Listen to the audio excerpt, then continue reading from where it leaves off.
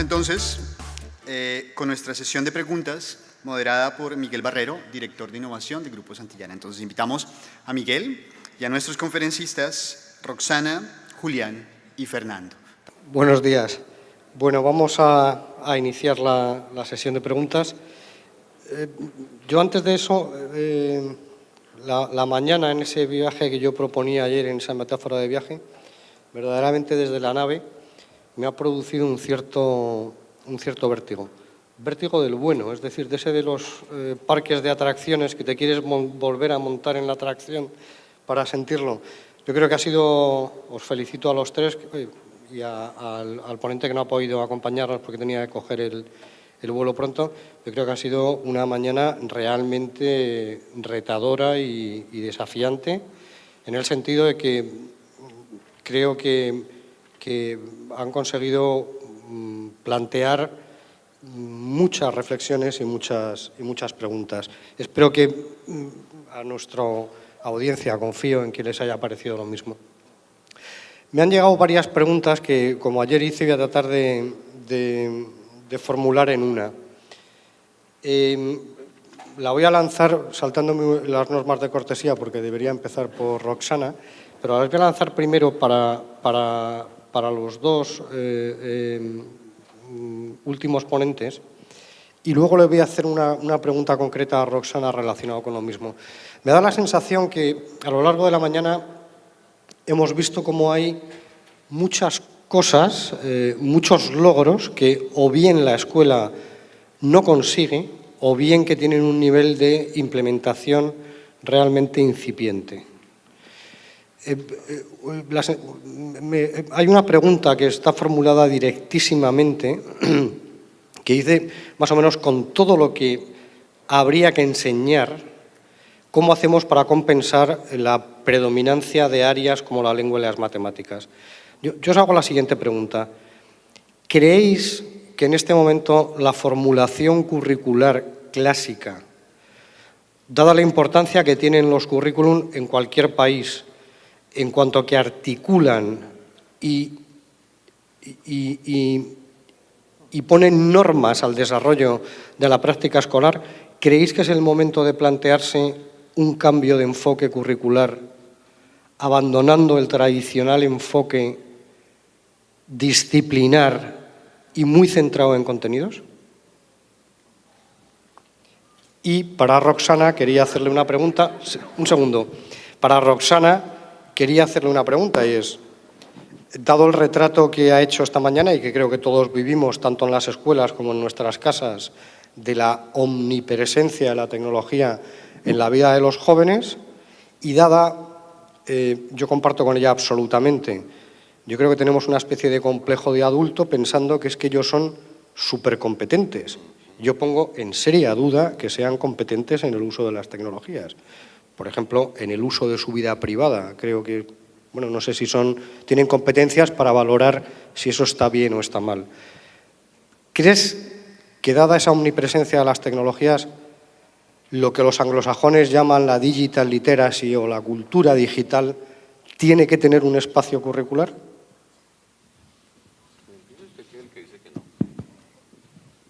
En sentido estricto, sí habría que abandonar un enfoque disciplinar, en sentido estricto. Yo lo abandoné hace 30 años en el trabajo experimental, porque la vida le requiere a uno un pensamiento más global, más integrado, unas competencias más generales, cognitivas, valorativas y comunicativas. Muy probablemente, durante un tiempo largo, subsista el enfoque disciplinar, porque mal que bien los docentes fueron formados en unas disciplinas determinadas. Por eso la tesis que yo estoy sustentando en los últimos 30 años, y he fracasado, tengo que reconocerlo, porque no he logrado convencer al país, pero sí he convencido a otros países, eso es lo que me deja más tranquilo, es que tiene que haber predominio de una serie de competencias transversales. Y esas competencias transversales entran en tensión con las competencias específicas de carácter disciplinar. Entonces, tenemos durante un tiempo largo que privilegiar esas competencias de carácter transversal. ¿Qué podríamos hacer? Que el docente de matemáticas siga siendo docente de matemáticas, pero con la condición de que involucre propósitos, contenidos, secuencias, estrategias, criterios y mecanismos de evaluación que incluyan lo transversal. En el taller yo voy a trabajar una cosa, evaluación. Podría dar un ejemplo, porque en la charla lo eliminé. Suspendí la evaluación de los docentes. Vean lo que estoy diciendo. Le quité al profesor la evaluación con carácter sumativo. Se la quité. Y solo puede hacer evaluación formativa, pero solo quiere decir solo. Entonces los profes me dijeron, si usted hace eso, no nos van a estudiar los estudiantes. Yo le decía, no, un segundo. Yo les aplico una prueba de competencias transversales, es decir, de pensamiento, comunicación y autoconocimiento. Usted tendría en matemáticas que desarrollar una de esas competencias. Si usted no lo hace, los estudiantes no le van a estudiar, pero si usted lo hace, sí. Es decir, yo creo que a futuro la estructura no va a ser disciplinar y creo que en el tránsito van a coexistir las disciplinas, pero con sistemas de evaluación y con sistemas de trabajo transversal. Ese es el papel de la educación. Un poquito como en la misma sintonía, yo veo un cambio es en las maneras de enseñar esos contenidos disciplinares. Ustedes saben que antes, por ejemplo, se hablaba de didáctica general, hoy tenemos didácticas específicas.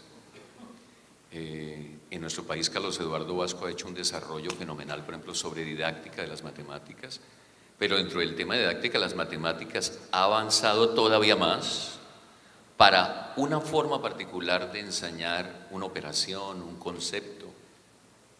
O sea, yo creo que si es clásico es porque de alguna manera permanece y lo que amerita es una lectura nueva. Otra cosa que he pensado mucho, creo que un docente tendría que seleccionar muy bien, elegir muy bien, priorizar muy bien, de acuerdo a los contextos, qué contenidos son más vitales, más relevantes, más pertinentes. Pero también he pensado algo, por algo que me pasó en Medellín. Una profesora se levantó y dijo, pero ¿qué hago yo si ningún pelado quiere leer ya la Odisea? Ningún muchacho quiere leer la Odisea. Que argumentan que con esos nombres tan raros, que si se puede con un solo canto salir de eso. Como los profesores que dicen edición respetuosamente abreviada, ¿no? Respetuosamente, y entonces le dan a uno un capítulo del Quijote y uno le dicen, más o menos así es el resto. Pero yo me he hecho esta pregunta, ¿y si no leen la Odisea ahí, cuándo? Ustedes se imaginan que uno después, por ejemplo, cuando ya tiene 30 años, después uno va por una librería y dice, ay, me faltó leer la Odisea, ¿será que eso va a pasar? Entonces yo creo que la escuela es un lugar estratégico para leer ciertas cosas que no se van a leer en otro contexto. Por eso hablé de Freire. Vamos, hay que darle una extensión amplia al concepto político de Freire de alfabetizarse. Me pareció muy chévere lo que dijo Roxana de que no basta con leer y escribir hoy para alfabetizarse. Bueno, y otra cosa, porque me parece potente la pregunta es, yo sí creo que el lenguaje, durante toda la exposición de Julián pensé en el trivium y el quadrivium Y en el modelo educativo, ¿de qué era que quería antes de que llegaran las artes liberales? ¿De qué se encargaban los centros educativos? Pues de dialéctica, de retórica, o sea, de saber hablar, saber escribir, saber discutir, hasta que llegaron las artes liberales, ¿no? Ustedes saben en la historia de educación. Y yo sí creo que el lenguaje, que me pareció, es de mis notas, como dice mi amigo, de las perlas. Yo sí creo que, no sé si les es cercano un texto de un jesuita investigador que se llama Walter Ong, así como las ONG, Ong. Y él tiene un libro pequeñito, publicado por el Fondo de Cultura, se llama Oralidad y Escritura. Pero oigan el subtítulo, Tecnologías de la Palabra. Tecnologías. Y allí Vygotsky dice que escribir es una herramienta de la mente. Fíjese esa idea tan poderosa. O sea que escribir no es igual a redactar. Escribir es pensar. Entonces yo pensaba que los profes de lenguaje, con ellos deberíamos hacer un trabajo muy particular, porque no son profesores de redacción, no son profesores de sintaxis, de gramática, son grandes maestros de epistemología. Entonces recojo, creo que tiene que ver, yo sí creo que los contenidos disciplinares permanecen, cambian las estrategias didácticas, cambian las maneras de hacerlo, cambian los contextos. Yo voy a dividir tu pregunta en dos partes. La primera, es cierto que los chicos se consideran expertos, pero lo que traté de enfatizar a lo largo de mi presentación es que es un saber del instrumento y que, como vos bien decís, hay muchas cosas que escapan a los chicos, como, que no es el tema de la conferencia, pero como el uso seguro de Internet, la información personal que suben a las redes, contar su nombre y apellido, la escuela a la que van, el domicilio, fotos de vacaciones, imágenes de la casa, todo eso los chicos lo suben en parte porque creen que son expertos y nada les va a pasar, y en parte porque no miden el alcance de la web. Como vos bien decís, para poder orientar a los chicos en un uso seguro de Internet, no hace falta que los padres y los docentes sean expertos en tecnología, simplemente que puedan orientarlos, que les puedan decir, por ejemplo, 2 o 3 cosas. La primera es, nunca estamos seguros de quién está detrás de la pantalla, porque no lo conocemos y no sabemos quién está. Lo otro es, lo que subimos a Internet es difícil de borrar. Y la tercera es, no hay nada 100% privado en Internet. Si les podemos explicar esas 3 cosas, no hace falta que seamos expertos en tecnología. No estamos seguros quién está detrás de la pantalla nunca. Lo que subimos a Internet es difícil de borrar y, de hecho, muchas empresas, antes de contratar a una persona joven, miran su perfil a ver qué escribió, así que es difícil de borrar. Y tercero, nada hay 100% privado en Internet. Y no hace falta ser experto del lado de los adultos para poder aconsejar esas cosas. Yo digo, la segunda parte es lo que vos comentaste también, el temor de los adultos, padres y docentes, por esto de los chicos saben más de tecnología. Los temores, yo le contaba recién a un colega periodista, a un compañero periodista, que me preguntaba, los temores de los adultos son normales. Siempre, cada vez que apareció una nueva tecnología en la historia de la humanidad, hubo temores. Platón, y estoy hablando de Grecia antigua, o sea que desde cuando empezó, Platón contaba en Fedro que cuando apareció la escritura, y no es una tecnología de punta, ¿no? La escritura, los adultos de la comunidad tenían miedo de que desapareciera la memoria, porque hasta ese momento todo era tradición oral de generación en generación. Si aparecía la escritura, ¿quién iba a necesitar recordar si todo se iba a dejar por escrito? Cuando apareció la televisión, la generación de la radio tenía miedo que con la llegada de la televisión desapareciera la imaginación, porque el que escuchaba, los chicos que escuchaban Tarzán por la radio, se imaginaban las lianas, Tarzán, la mona, Jane, todo. Con la aparición de la televisión, ¿quién iba a necesitar imaginar lo que la pantalla daba? Y aún así, ni la memoria ni la imaginación desaparecieron. Es decir, los temores frente a la nueva tecnología siempre existieron. Lo importante no es que existan, sino que no nos paralicen, ni a los padres ni a los docentes. La última parte de tu comentario o tu pregunta es, teniendo en cuenta todo esto y el universo de pantallas que viven los chicos, sí lo que en inglés se llama media literacy, que es media and digital literacy, alfabetización mediática y digital, tiene que ser una materia separada a un contenido transversal. Voy a decirte que este es el tema y la pregunta que aparece en todos los congresos de media literacy en el mundo. ¿Qué hacer con esto? ¿Por qué digo que es controversial y polémico? Los que sostienen que tiene que ser una materia separada dicen, es que si la ponemos transversal nadie le va a dar, porque el de matemática va a decir, en total está fulanito, la ventaja es que tenemos la certeza de que los chicos van a recibir esa materia porque hay un horario para esa materia. Pero el problema es que desresponsabiliza al resto, porque el de matemática va a decir, bueno, si ya existe una materia, ¿para qué la voy a dar yo? El de lengua, el de historia, todos van a decir lo mismo porque existe una materia los martes 2 horas por semana.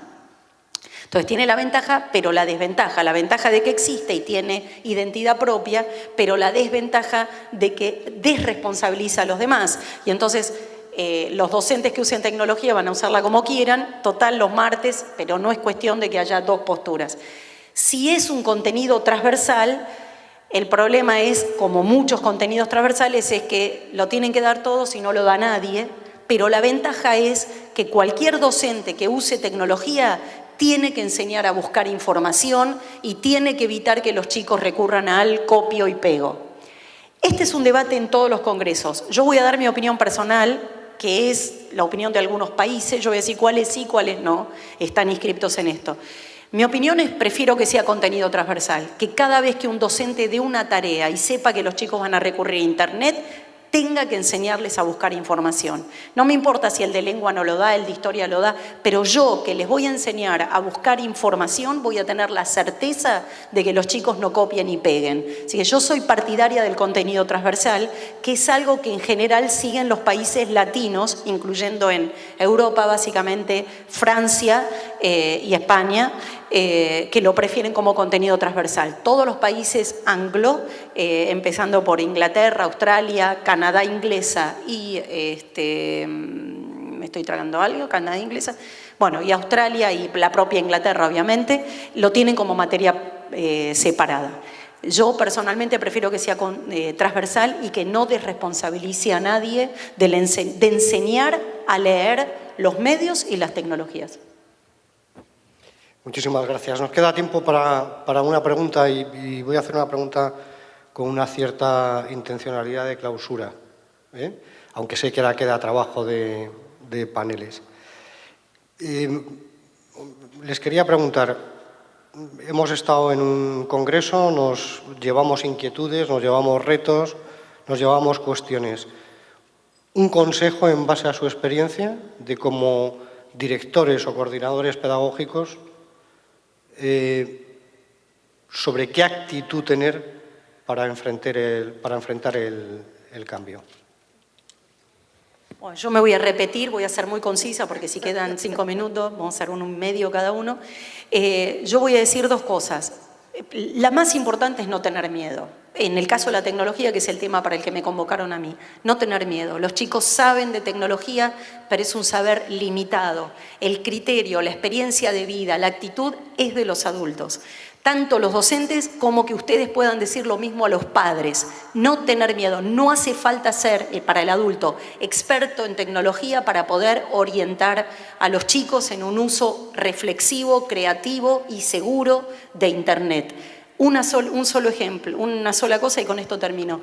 Está muy instalado en las casas esto para los padres, pero bueno, también para los docentes, está muy instalado en las casas preguntarle a los chicos cómo te fue en la prueba de matemática. No hace falta que el papá y la mamá sea experto en matemática para decirle cómo te fue en la prueba de matemática y tenés que estudiar más y tenés que esforzarte más. No hace falta ser experto en matemática para eso. Entonces, es muy frecuente escuchar que los padres le pregunten cómo te fue en matemática, qué tal la prueba de historia, cómo te fue en el examen de lengua, pero no está instalado ni en las clases ni en los hogares preguntarles qué hiciste hoy en Internet, dónde navegaste, qué páginas web descubriste, hubo algo que te molestó, hubo algo que te angustió, con quién te comunicaste, son conocidos, no son conocidos, qué información tenés en tu perfil, sin invadir la privacidad de los chicos, pero estar al tanto, saber qué usos hacen los chicos de la tecnología es el primer paso. No tener miedo, dialogar y estar al tanto del uso que hacen los chicos de la tecnología, en todo caso, para que no nos pase lo del papá de Jorge y estar hablando de otra cosa y los chicos entender algo diferente. Gracias. Fernando y Julián, ¿vuestro consejo? Bueno, para mí, uno de los gérmenes del problema de la calidad es lo que pasó con los directivos. Los directivos salieron del aula, los directivos salieron de lo pedagógico, el país los volvió unos administradores. Ahí se gestó uno de los problemas. Creamos un coordinador académico, se equivocó el país. Y al crear el coordinador académico, el rector, que es el capitán del barco, que está en el problema pedagógico, si mañana hay una reunión, no está. Vean, si ustedes van a un colegio, no está el rector. Uno, está en la secretaría, sobre todo rectores públicos, pero está en la secretaría haciendo trámites. Dos, está resolviendo problemas de carácter legal. O tres, le dicen no, está en San Andrés a Monterrey. Ese no es el caso. Los rectores no están en el aula, no es una propuesta que yo he hecho, que no he ganado, debería ser ley de la República, que todo directivo tuviera por lo menos 2 horas de clase, mínimo, es muy poquito. Cambiarían las relaciones entre rector y profesor, entre profesores y rector, entre rector y estudiantes. Entonces, a mí me parece que hay que fortalecer el liderazgo pedagógico del rector. En Colombia hay una ley general de educación. Es una ley profundamente avanzada que les da a los rectores un poder muy, muy alto para adecuar el currículum, para crear materias y no asumimos la autonomía. Por lo tanto, yo en una palabra usaría este término: hay que empoderar a los rectores. Hay que convencerlos de que podemos transformar la realidad, cambiar el currículo, cambiar el sistema de evaluación. Tenemos un enorme poder, pero ahí sí los remito a una lectura muy profunda, muy compleja de Erich Fromm. El ser humano le tiene miedo a la libertad. Fernando. Me acordé de una frase que ha hecho mucho camino en Harvard y es: se gerencia lo que existe, pero se lidera lo inexistente.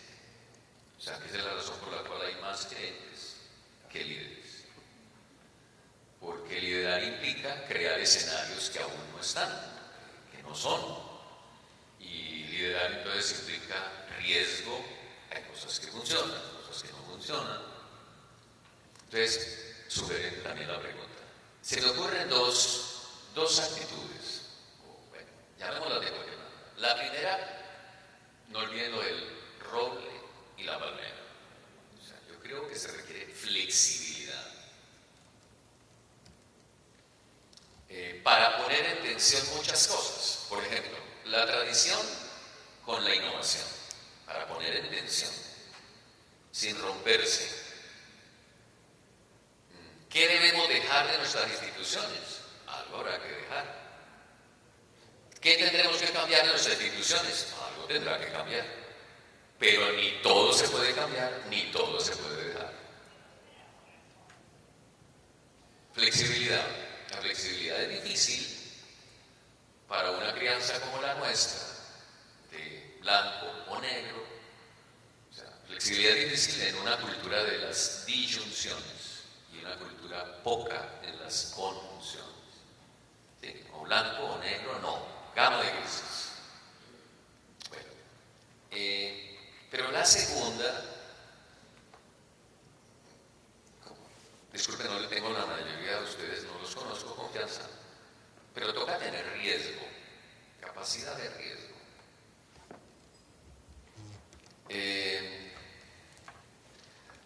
Todas las instituciones educativas, no, dije mal, buena parte de las mejores instituciones educativas que la Secretaría de Educación de Bogotá ha premiado el IDEB como instituciones innovadoras es porque hacen una cosa distinta.